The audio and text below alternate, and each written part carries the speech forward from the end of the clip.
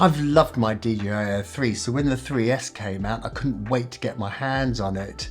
And straight away I had a few problems with it. I couldn't get it to connect to my original RC2, which shouldn't be a problem, so I had to use the N3 to get the new firmware onto it. So some little red flags there, but tested it, flew nicely, not a problem. So I took it out to review it, and straight away I had some data connection losses.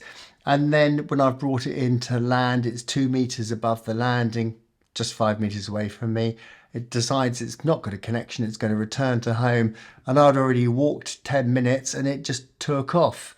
I managed to regain control, brought it back, did it again, and so I had to get in the car and drive off to where I'd started to go and get the drone. Also, my test going through the woods, nearly clashed with trees several times when it's just in follow mode. And then I had other data connection losses where I actually had to grab it out the sky. So not a fun experience, but I'm going to point out some of the new features on it as we return to the crime scene, and I'll show you what happened. So today I'm going to concentrate mainly on the upgrades and what's included, like the ND filters, which I think is fantastic. They've added that in. And of course, we'll talk about this 1-inch sensor, and it's giving us 14 stops of dynamic range. Image quality for photography and video obviously is going to be superbly increased. And we're going to look at what the difference this 1-inch sensor is in reality as well. And of course, it's got this free panorama mode, so we're going to look at that. Nightscape, which sounds interesting, so we need to run some tests on that, and this LiDAR system. And also, of course, it's got this 42 gig internal storage where it was only 8, which is always nice to have as a backup. Slow motion's gone from 100 frames per second to 120 frames per second. Nice little increase there. The photo resolution apparently has gone up a little bit. And then the shutter speed's gone up from 6,000 to 8,000.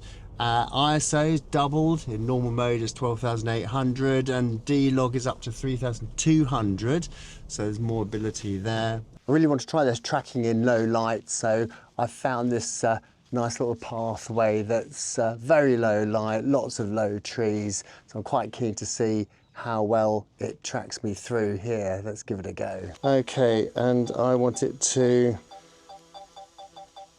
track me from behind. Whoa, whoa, whoa, whoa, whoa.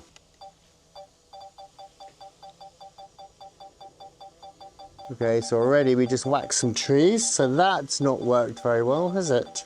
Whoa, whoa, whoa, whoa, whoa, whoa, whoa, whoa, whoa. This is absolutely disastrous. No, no, no, no, no, no, no, no, no. Why is it going off? Stop. It seems to move very fast and very erratically.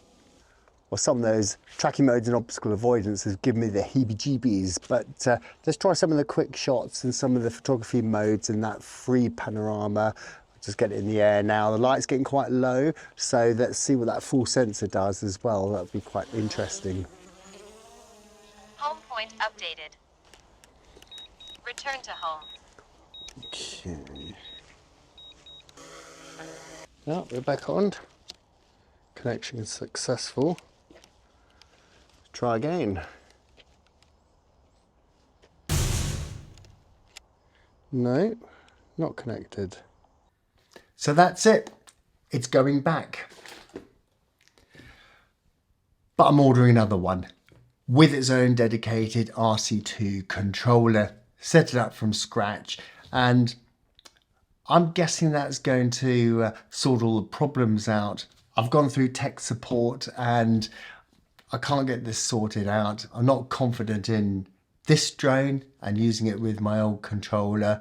So let's see how I get on. Well, this video ends up with me sending this back, but here's the new one and an RC2 controller. So paired them up beautifully first time, got the firmware updated first time, Everything seems to be working well, and this is now going to be its first flight, and I'm going to put it through some of the same tests as I did with the last drone, just to see it still works fine and we haven't got any more problems. So let's get it in the air. Okay, look right, look left, up, down, right, left, forward, backwards. Okay, everything seems to be working nicely. So got some beautiful scenery today. So let's just have a little look around. And just trying the free PANO mode. So I learned a lesson there. It's better to make sure you've set your exposure and lock it before doing this. My first attempt, they came out a bit dark. And the quality of that image looks amazing. Doing a quick shot, doing a circle. This is where we had trouble last time. Make sure we got antennas in the right direction. 3, 2, 1. Got 25 satellites now, so we're in a good place. Now, the only thing I do find with these quick shots is they're quite over-processed. I'd rather do these manually, but sometimes it's quite handy just to be able to quickly do that, especially if you can't use the controls at the same time because you're posing.